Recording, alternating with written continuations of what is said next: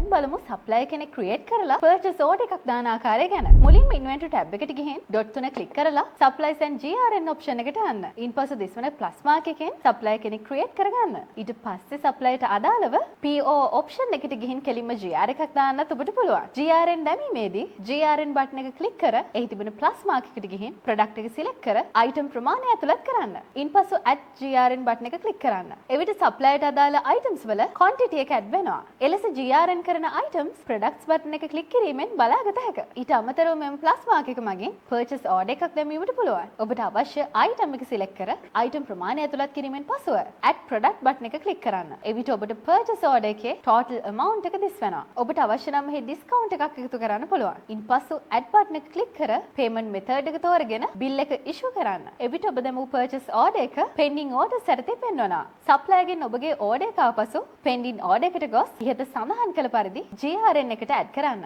ඉන්පසු එම item එකේ quantity එක inventory එකට add වෙනවා. මෙතනින් completed orders බලා ගැනීමට වගේම සප්ලයර්ගේ payments return orders බලා ගන්න පුළුවන්.